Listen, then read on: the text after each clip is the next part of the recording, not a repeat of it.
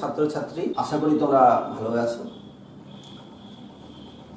আজকে আমি অষ্টম শ্রেণীর ইতিহাস বিষয়ে চতুর্থ অধ্যায়ে কিছু আলোচনা করতে যাচ্ছি।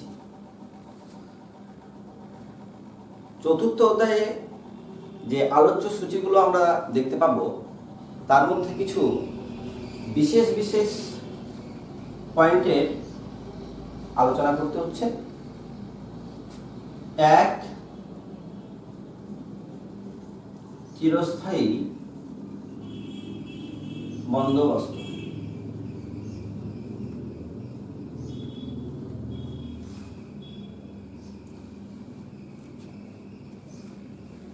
ইংরেজ সরকার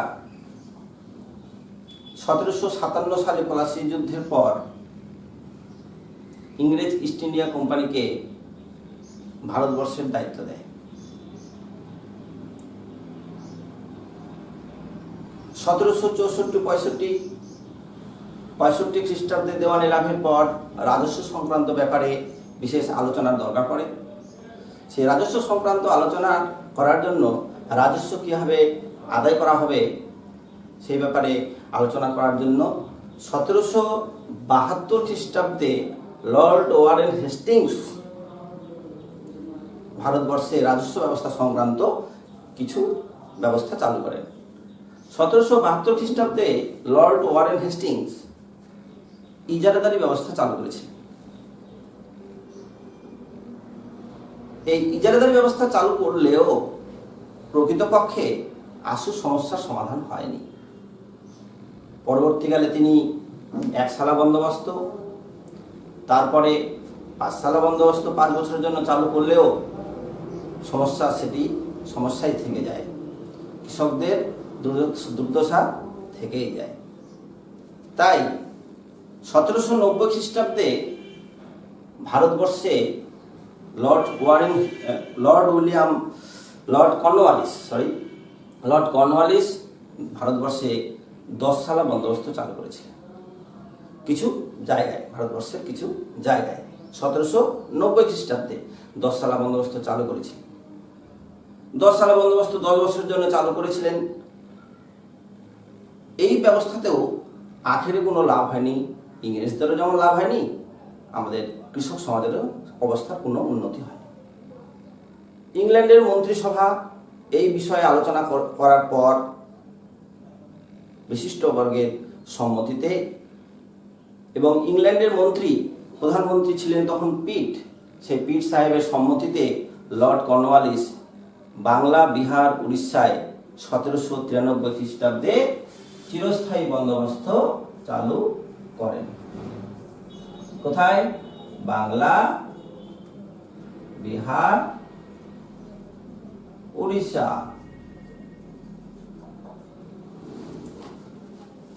তাহলে এবার আলোচনা করতে যাচ্ছি চিরস্থায়ী বন্দোবস্ত ব্যাপারটা কি। লর্ড কর্নওয়ালিস 1793 খ্রিস্টাব্দে বাংলা, বিহার, উড়িষ্যায় চিরদিনের জন্য যে বন্দোবস্ত চালু করতে গেছিলেন বা করেছিলেন সেই বন্দোবস্তের নাম চিরস্থায়ী বন্দোবস্ত বা পার্মানেন্ট সেটেলমেন্ট। ঐতিহাসিক মার্সম্যানের মতে এটি ছিল লর্ড কর্নওয়ালিসের দৃঢ়, সাহসী ও বুদ্ধিদীপ্ত পদক্ষেপ।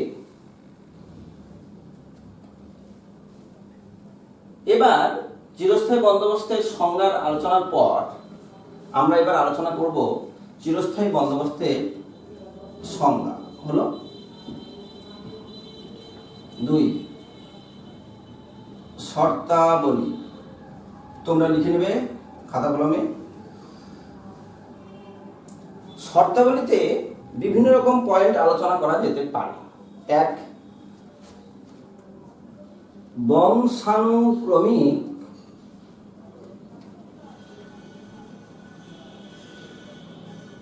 ভোগ দখল।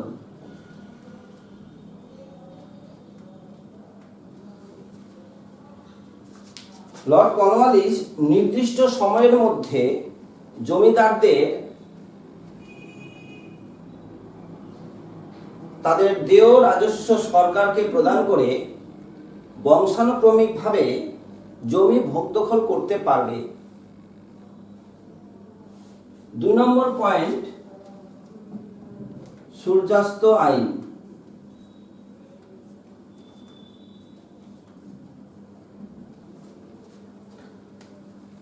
নির্দিষ্ট দিনে সূর্যাস্ত আইনের নির্দিষ্ট দিনে রাজস্ব দিতে না পারলে সূর্যাস্ত আইন দ্বারা জমিদারের জমিদারি বাজেয়াপ্ত হবে, এটি শর্তাবলীর মধ্যে লিখিত ছিল। তাহলে সূর্যাস্ত আইন কি? সূর্যাস্ত আইন হচ্ছে সেই আইন যে আইনের বলে ওটা বছরের রাজস্ব আদায়ের নির্দিষ্ট একটা দিন উল্লেখ করা থাকতো, সেখানে সূর্য ডোবার আগে পর্যন্ত রাজস্ব মিটিয়ে দিতে হতো। যদি না পারত তাহলে সেই জমিদারের জমিদারি বাজেয়াপ্ত হতো। 3 নম্বর পয়েন্টে, প্রাকৃতিক বিপর্যয়। প্রাকৃতিক বিপর্যয়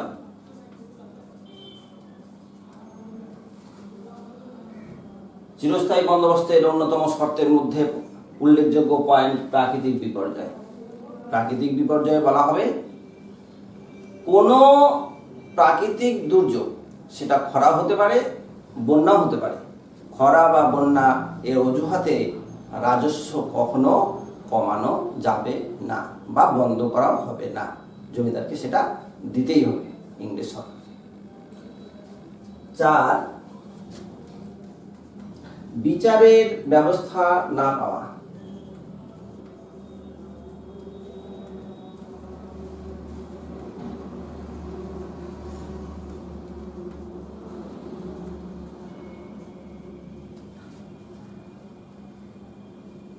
বিচারের ব্যবস্থা না পাওয়ায় ভূমি রাজস্ব সম্পর্কিত কোনো বিষয়ে যদি কোনো সমস্যা দেখা দেয়, সে ব্যাপারে জমিদাররা কোনো সহযোগিতা পাবে না, বিচারকের কাছে এ ব্যাপারে কোনো আপিল করা যাবে না। এটা শর্তাবলীর মধ্যে উল্লেখযোগ্য পয়েন্টের মধ্যে ছিল ইত্যাদি। এই সমস্ত পয়েন্টগুলো মোটামুটি আলোচনা করতে হবে। এবার উদ্দেশ্য।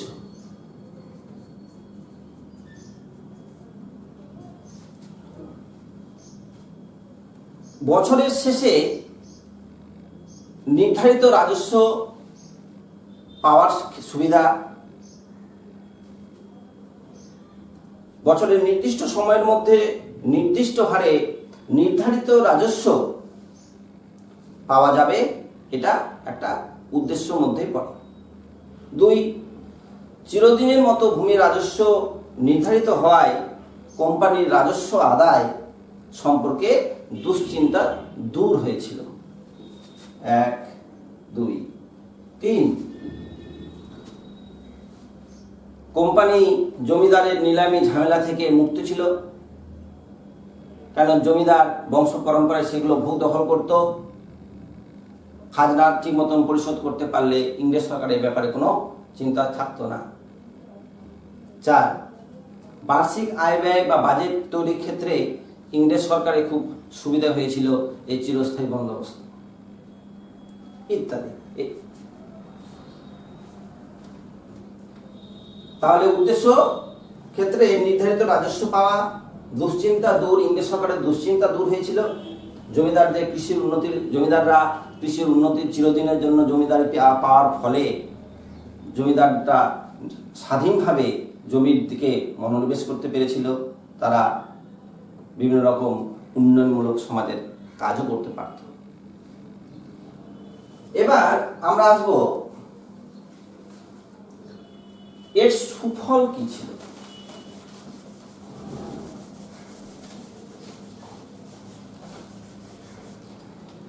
সুফল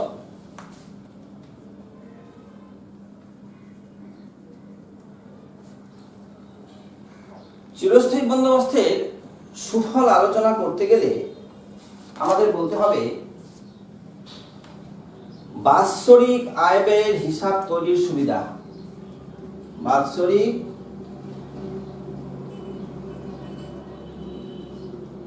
আয় ব্যয়ের হিসাব তৈরির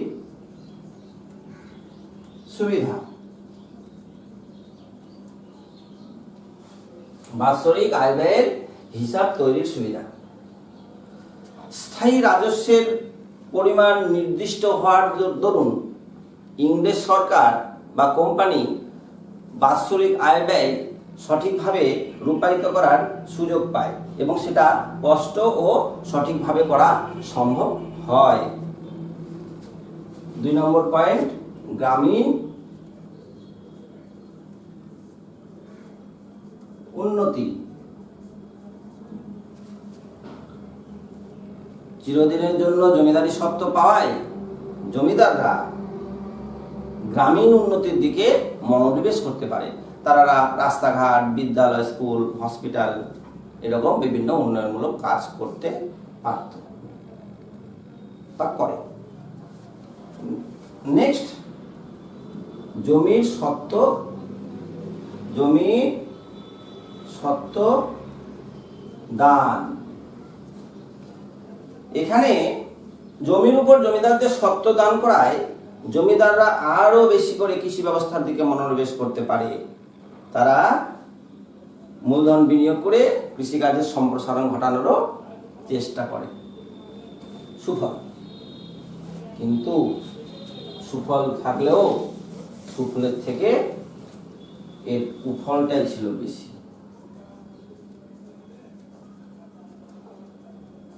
সুফল তো আলোচনা করলাম, কিন্তু চিরস্থায়ী বন্দোবস্তের সুফলের থেকে কুফলটাই ছিল বেশি। হোমস তার হিস্টোরি অফ ইন্ডিয়ান মিউটিনি গ্রন্থে বলেছেন, চিরস্থায়ী বন্দোবস্ত ছিল একটি দুঃখজনক ভুল। কেননা 1 নম্বর পয়েন্ট, জমিদারির অবসান।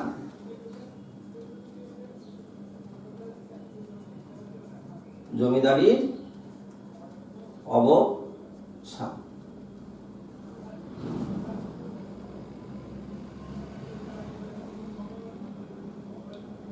বছরের শেষে চড়া রাজস্বের হার মেটানোর না দরুন অনেক জমিদার তার জমিদারি হারায় সূর্যাস্ত আইনের কবলে পড়ে।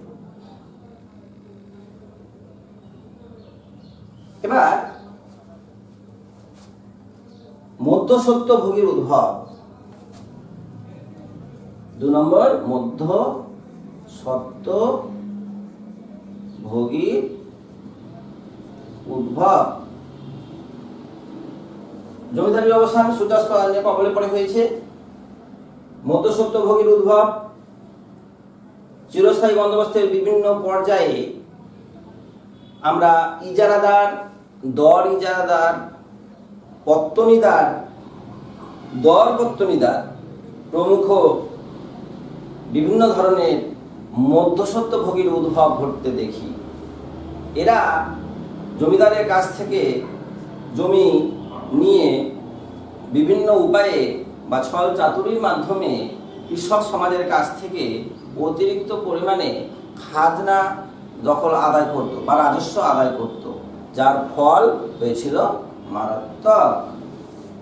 গ্রামীণ পরিকাঠামোর ভাঙন।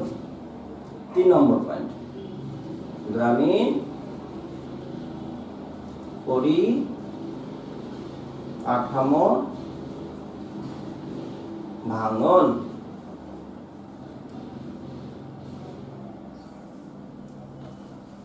চিরস্থায়ী বন্দোবস্তের ফলে কৃষক সম্প্রদায়ের দুর্দশা অবস্থা চরমে পৌঁছেছিল। কৃষক সম্প্রদায়ের দুর্দশা চরমে পৌঁছেছিল। গ্রামীণ অর্থনীতি ভেঙে পড়ে। মধ্যস্বত্বভোগী সুদখোর মহাজনদের দাপটে কৃষকরা সর্বশান্ত সর্বহারা হয়ে ওঠে এবং গ্রামীণ কৃষিজ অর্থনীতি পঙ্গু হয়ে পড়ে। এবার লাস্ট পয়েন্ট হচ্ছে মহাজন শ্রেণীর আবির্ভাব।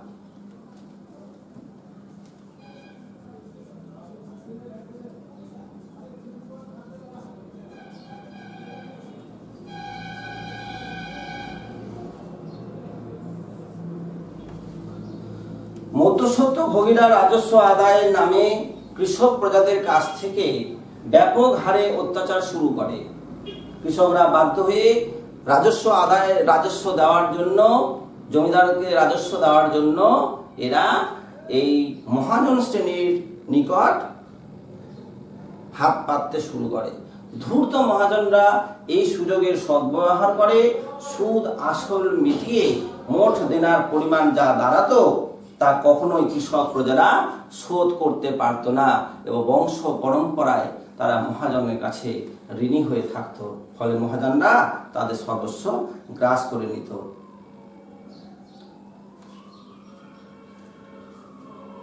এই হলো মোটামুটি চিরস্থায়ী বন্দোবস্তের সম্পর্কে টপিকের আলোচনা। তাহলে প্রথমে আমরা কি করলাম? চিরস্থায়ী বন্দোবস্তের সংজ্ঞা পড়লাম, তারপরে আমরা শর্ত পড়লাম, তারপরে আমরা পড়লাম উদ্দেশ্য, তারপরে পড়লাম আমরা সুফল, তারপরে আমরা পড়লাম কুফল।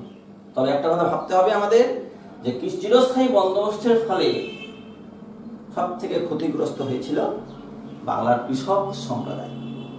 আর কৃষক সম্প্রদায়ের ভাঙনে বাংলার অর্থনীতি ভেঙে পড়ে, সর্বশান্ত হয়ে পড়ে। আচ্ছা, ঠিক আছে, পড়ালেখা হয়ে গেছে। এবার আমি যে টপিকটি আলোচনা করব সেটি হচ্ছে রায়তওয়ারি বন্দোবস্ত। রায়তওয়ারি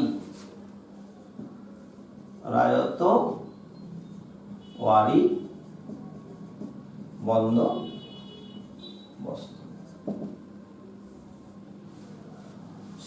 1820।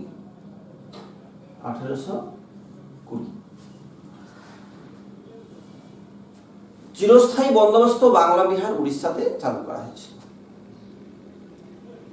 তাছাড়া ভারতের আর বিভিন্ন রাজ্যগুলোতে বা বিভিন্ন জায়গায় বা অঞ্চলগুলোতে ইংরেজ সরকার অবস্থা বুঝে বা উৎপাদনের উপর নির্ভর করে, ফসলের উৎপাদনের উপর নির্ভর করে কোনো কোনো জায়গায় এক নতুন বন্দোবস্ত চালু করেছিলেন, তার নাম রায়তওয়ারি বন্দোবস্ত। রায়ত কথার অর্থ কৃষক। এখানে ইংরেজ সরকার সরাসরি কৃষকের কাছ থেকে রাজস্ব আদায় করবে। ফলস্বরূপ পরবর্তীকালে আমরা দেখতে পাবো যে কৃষকদের খুব সুবিধা হয়েছিল, অত্যাচার, মধ্যস্বত্বভোগীর অত্যাচার থেকে তারা মুক্তি পেয়েছিল। পরবর্তীকালে সেটা আমরা আলোচনা করছি। তার রায়তওয়ারি বন্দোবস্ত কি? 1820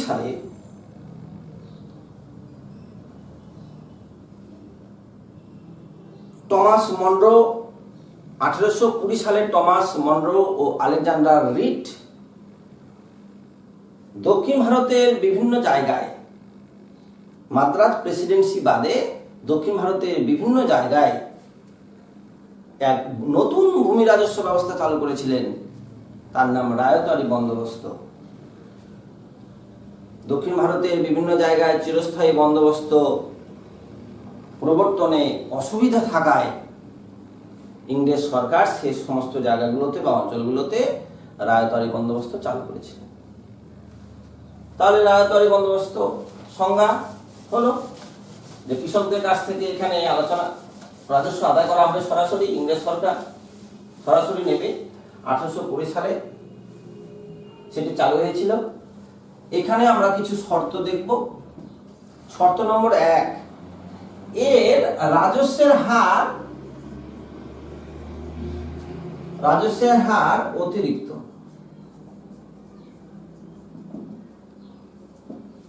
রাজস্বের হার অতিরিক্ত।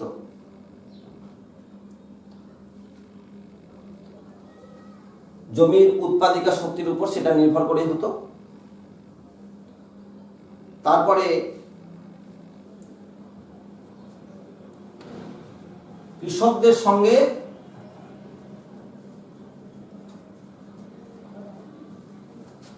সরাসরি যোগাযোগ ছিল। নির্দিষ্ট রাজস্বের বিনিময়ে প্রতি কৃষকের সঙ্গে সরকারের জমি বন্দোবস্ত করা হয় এবং কৃষকরা জমির স্বত্ব সেগুলো লাভ করেছিল। 20-30 বছর অন্তর রাজস্বের হার পুনর্নির্ধারণ হতো, কম বা বেশি সে যা হয়। মোট উৎপাদিত ফসলের 45 থেকে 55 ভাগ রাজস্ব নির্ধারিত হতো। এই পার্সেন্টেজটা 45 থেকে 55 এরকম উচ্চ হার রাজস্ব আদায় হতো। সেটা 20 বছর থেকে 30 বছর অন্তর সেটা আপ ডাউন হতো। আর সময়কাল তো বললাম 30 থেকে রাজস্বের পরিমাণ আর রাজস্ব নির্ধারণের ধরন, জমি জরিপ এবং উৎপাদনের উপর 9 ভাগে ভাগ করা হতো জমিকে। সেই 9 ভাগ জমি ভাগ করার পরে তারপর রাজস্ব সেটা নির্ধারিত হতো। এবার সুফল, এর সুফল কি হয়েছে? সুফল 1, এই ব্যবস্থায় সরকারের সঙ্গে সরাসরি কৃষকের যোগাযোগ থাকায় তাদের মধ্যে একটা মেলবন্ধন ঘটে। কৃষকরাও স্বাধীনভাবে জমি চাষাবাদ করতে থাকে। মধ্যস্বত্বভোগী না থাকায় তাদের জমি হারানোর ভয় থাকে না। তাদের অত্যাচারও একটা বা জুলুমগিরি অত্যাচার এটার সমস্যা থেকে তারা মুক্তি পায়। আর জমিদাররা চিরস্থায়ী বন্দোবস্তে খেয়াল খুশি মতো তাদের কৃষকদের উপর অত্যাচার করতো বা জমি থেকে উৎখাত করতো। এখানে ইংরেজ সরকার জোর জমি সেই জমিদারি সেটা ভয়টা কৃষকদের ছিল না। চিরস্থায়ী বন্দোবস্তে যে ভয়টা ছিল, রায়তওয়ারি বন্দোবস্তে কৃষকদের সেই জমি হারাবার ভয় ছিল না, ইত্যাদি। এবার কুফলে আসি। কুফলে কি বলা হবে? এখানেও কিছু সমস্যা রয়ে যায়। এখানে জমিদার শ্রেণী অত্যাচার না করলেও পরবর্তীকালে দেখা যায় ইংরেজ সরকার তাদেরকে অত্যাচার করছে। কৃষকরা সরাসরি কোম্পানির কর্মচারীদের হাতে শোষিত ও নিপীড়িত হতে থাকে। খাজনার হার অত্যন্ত বেশি হয়, কৃষকরা সর্বশান্ত হয়ে পড়ে, তাদের একটু অসুবিধাই হয় বা তাদের জীবিকা নির্বাহ কঠিন হয়ে পড়ে। তারাও পরবর্তীকালে মহাজন শ্রেণীর হাতে হাত পাততে সাহুকার, দক্ষিণ ভারতে সাহুকার বলা হয়, সেই সাহুকারদের অধীনে পড়ে যায়। এখানেও চিরস্থায়ী বন্দোবস্তের মতন একটা শর্ত বলা ছিল যে প্রাকৃতিক বিপর্যয় বা কোনো অবস্থাতেই রাজস্ব মকুব করা হবে না। এই শর্তের মধ্যেও এটি উল্লেখ ছিল। এরপরে তাহলে রাজতওয়ারি বন্দোবস্ত, এটা ভালো করে পড়বে। 1820 সাল আলেকজান্ডার রিড আর হচ্ছে তোমার টমাস মনরো 1820 সালে এই রাজতওয়ারি বন্দোবস্ত চালু করেছে। এটা ভালো মতো পড়বে তোমরা। এবার যে টপিকটি বলবো, মহলওয়ারি বন্দোবস্ত। মহলওয়ারি বন্দোবস্ত এটা 1820 তো না 22, রায়তওয়ারি বন্দোবস্ত 1820, এটা 22। রায়তওয়ারি বন্দোবস্তে বলা হয়েছিল সরাসরি কৃষকদের কাছ থেকে খাজনা আদায় হবে। মহলওয়ারি বন্দোবস্ত, রায়তওয়ারি বন্দোবস্ত, চিরস্থায়ী বন্দোবস্ত যে সমস্ত জায়গাগুলোতে ফলপ্রসূ করা যায়নি সেই সমস্ত জায়গাগুলোতে ইংরেজ সরকার কি করলো, কয়েকটি গ্রামের জনসাধারণের সম্মিলিত হিসেবে একজনকে বা মোড়লকে, আমরা যাকে বলি মহল মানে গ্রামের অধীনে একজনকে দায়িত্ব দেওয়া হতো যে কৃষকরা তাদেরকে রাজস্বটা দেবে। কাকে? প্রধানকে দেবে বা মোড়লকে দেবে। সেই মহলের প্রধান মোড়ল, সেই মোড়ল ইংরেজ সরকারকে খাজনাটা দিয়ে আসবে। 1820 সালে মহলওয়ারি বন্দোবস্ত, 1822 খ্রিস্টাব্দে মহলওয়ারি বন্দোবস্ত চালু করেছিলেন হল্ট ম্যাকেঞ্জি।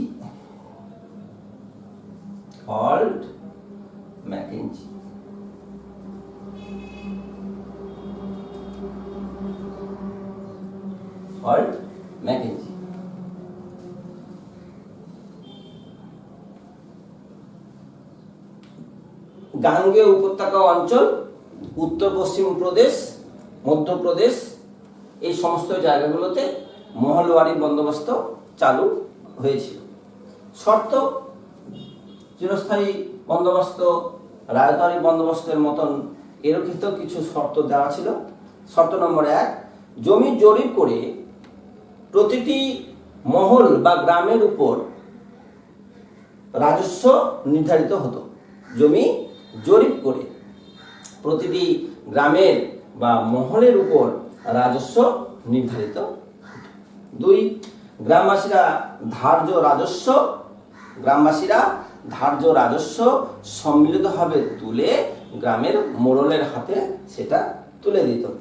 3, গ্রামবাসীরা নির্ধারিত রাজস্ব গ্রাম প্রধানের মারফত সরকারের ঘরে জমা দিত। 4, উৎপাদিকা শক্তির উপর রাজস্বের হার নির্ধারিত হতো। 4, এখানেও কোনো মধ্যস্বত্বভোগীর অবস্থান ছিল না। এখানেও 20 থেকে 30 বছর অন্তর রাজস্ব নির্ধারিত হতো এবং 20 থেকে 30 বছরের জন্য এই ভূমি বন্দোবস্ত দেওয়া হয়েছিল। ত্রুটি, প্রতিটি ক্ষেত্রে সীমাবদ্ধতা বর্তমান। জমির উপর কৃষকের কোনো মালিকানা ছিল না, ফলস্বরূপ তাদের জমি হারাবার একটা ভয় ছিল। অত্যধিক রাজস্বের হারে সর্বশান্ত হয়েছিল এই মহলবাড়ি কৃষক সমাজ। গ্রাম প্রধানরা স্বজন পোষণ ও দুর্নীতির আশ্রয় করে গ্রামের কৃষকদের কাছ থেকে সর্বশান্ত করতে ছাড়ত। সর্বোপরি যে কথা বললেই নয়, কৃষকদের দুর্দশাই রয়ে যায়। পরবর্তীতে আমরা দেখতে পাবো যে অত্যধিক কঠোরতার দরুন এই সমস্ত ব্যবস্থা ভেঙে পড়ে। তাহলে রাজস্ব সম্পর্কে আমরা 3টি টপিক আলোচনা করলাম। 1, চিরস্থায়ী বন্দোবস্ত। 2, মহলবাড়ি বন্দোবস্ত। 3, রায়তবাড়ি বন্দোবস্ত। এবার কিছু প্রশ্ন এই লেসন থেকে আমি দেওয়ার চেষ্টা করছি, তোমরা একটু খাতায় তুলে নাও।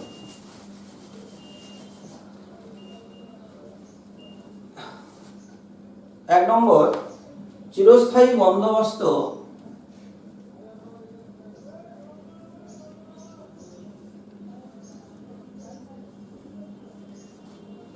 কে, কবে, কোথায় প্রচলন করেন? 2,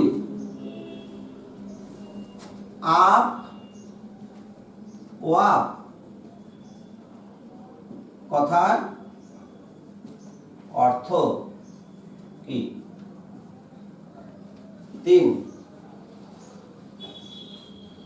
রায়ত কথার অর্থ।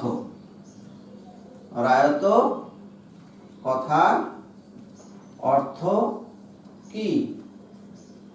4, মহল কথার অর্থ কি? 5, পল্লী গ্রামস্থ প্রজাদের দুরবস্থা। পল্লী গ্রামস্থ প্রজাদের দুরবস্থা। এই শীর্ষক প্রবন্ধটির লেখক কে? এর লেখক কে?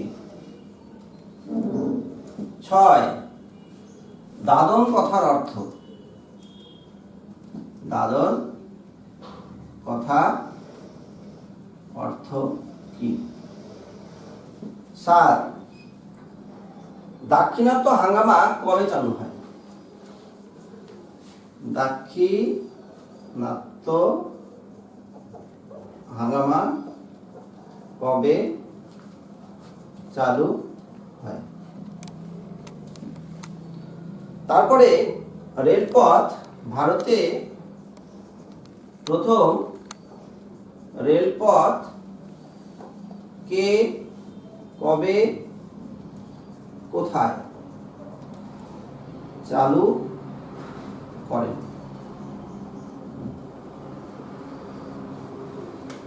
তারপর কবে কৃত্রিম নীল আবিষ্কার হয়?